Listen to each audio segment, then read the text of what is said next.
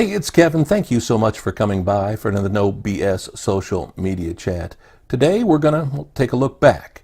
It's not like it's a monumental occasion, because it's not. This is our 145th episode. We've been doing this 145 straight weeks, so almost 3 years. But I'll be honest with you, I was kind of stuck for a topic this week. It was like, wow, what haven't I talked about? What's pressing? What's necessary? So I started going back, started looking back through some of the topics we talked about. And I've noticed a pattern. Everything we've talked about up to this point is still pretty valid. Some of the simple, basic necessities, some of the simple templates, some of the simple, reasons that you get engaged in social media are still the things that people struggle with each and every day. So I'm going to look back at some of those. Again, not any particular episode, just look back at some of the things we talk about, because these are all things I've talked about with prospective clients, with current clients, past clients. Some of the things, it's like, hey, I've talked about the fact that we do this social media tune-up. And the social media tune-up is really more about making sure everything looks good. And then we'll touch on the, you need to post something, be regularly engaged. And that's the one thing that I've seen, gosh, it goes back to one of our first episodes. Again, I'm not even tracking the number of it. It goes back to, give me 15 minutes a day.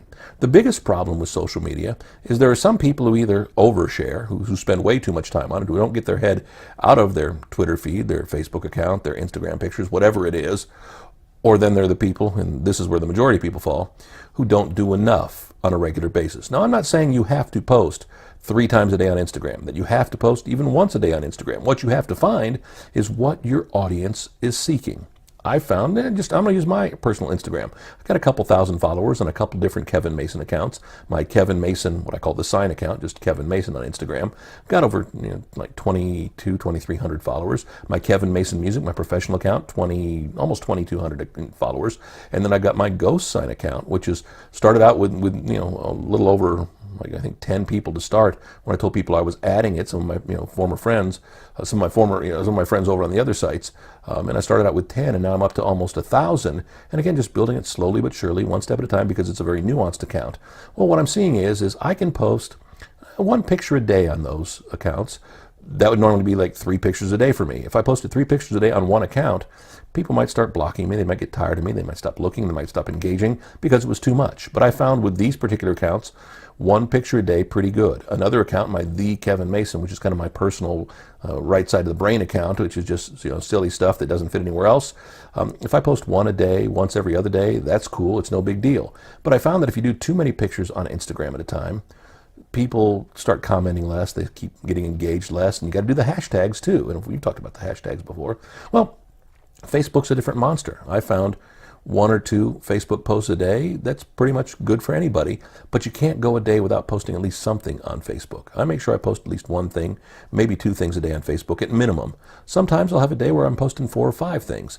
But then I've got some clients of mine who post 12, 14 times a day on Facebook. Again, it works with their audience. They've got thousands upon thousands of fans, so they're not engaging each and every one of them all the time, so it's okay. Twitter, again, that's a beast where if you're not, if you're tweeting 10 times in an hour, it's too much. But if you're tweeting 10 times a day, it's okay.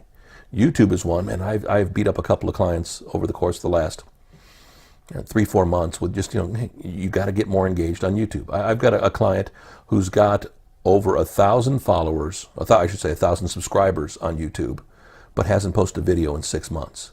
And I've noticed that the number ticks back by a couple every month or 2.